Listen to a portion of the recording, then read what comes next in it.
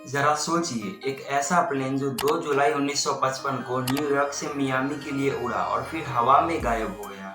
कोई सिग्नल, कोई crash site, कुछ भी नहीं मिला। सबको लगा प्लेन हमेशा के लिए खत्म हो गया। पर 37 साल के बाद 21 मई 1992 को वही प्लेन सामने आता है। और सबसे हैरानी की बात कि अंदर बैठे पैसेंजर्स बिल्कुल वैसे के वैसे ही थे, जैसे एक दिन भी ना गुजरा हो।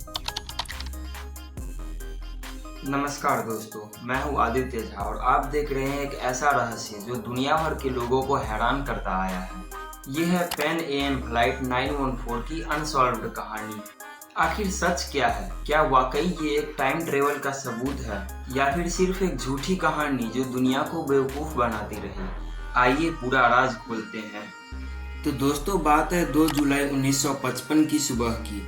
पैन अमेरिकन एयरलाइंस का एक डॉगलेस DC-4 एयरक्राफ्ट न्यूयॉर्क से मियामी के लिए उड़ा। प्लेन में 57 पैसेंजर्स और क्रू थे। मौसम बिल्कुल नॉर्मल था, फ्लाइट रूटीन थी, लेकिन थोड़ी देर बाद प्लेन रडार से गायब हो गया। कंट्रोल रूम में पैनिक मच गया, रेस्क्यू टीम्स भेजी गई, समुंदर खंगाला गया, लेकिन एक टुकड़ा भी नहीं मिला। अथॉरिटीज ने डिक्लेयर कर दिया कि फ्लाइट क्रैश हो गई है। फैमिलीज ने अपने अपने प्यारों को खोया समझकर आंसू बहा दिए और उस दिन के बाद फ्लाइट 914 का नाम हिस्ट्री में सिर्फ एक गुमशुदा प्लेन बनकर रह गया। मगर असली ट्विस्ट तो 21 मई 1992 को आया। वेनेजुएला के कराकास एयरपोर्ट कंट्रोल टावर में रडार पर एक पुराना मॉडल प्लेन दिखाई देता है।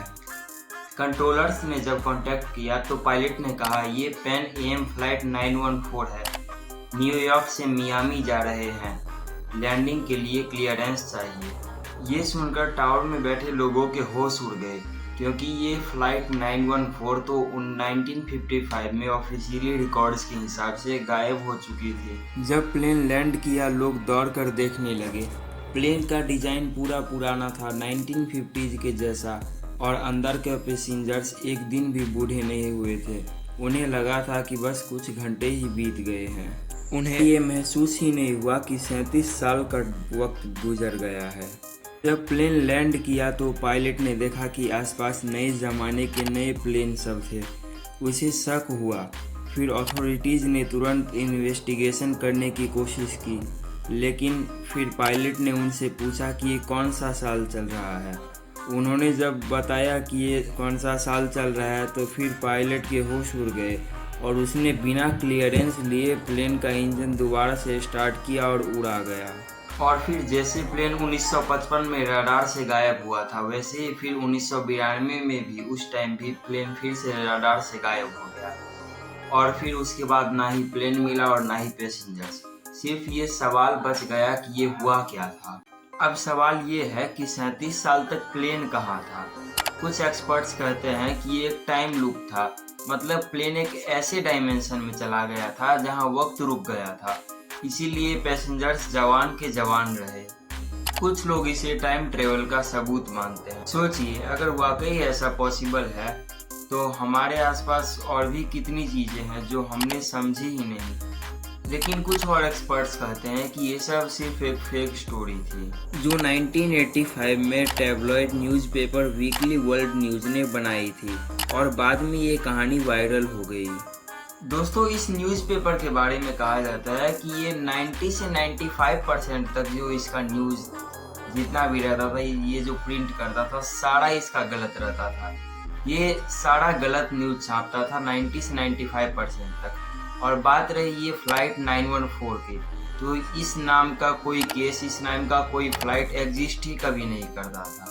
ये भी एक झूठी कहानी है जो कि इसने प्रिंट किया था और वर्ल्ड वाइड फेमस हो गया। इसका कोई ऑथेंटिक रिकॉर्ड नहीं मिला है जो बताए कि पैन एएम फ्लाइट 914 वाकई 1992 में कराकास एयरपोर्ट पर लैंड हुआ था। ये कहानी एक अर्बन लेजेंड बन चुकी है, एक ऐसी कहानी जो दिमाग को हिला देती है, चाहे सच हो या ना हो। लेकिन दोस्तों, एक बात तो तय है कि इस कहानी ने एक ऐसा सवाल खड़ा कर दिया कि अगर टाइम रुक जाए तो क्या होगा, अगर हम पैरेलल डायमेंशन में चले जाए तो क्या होगा।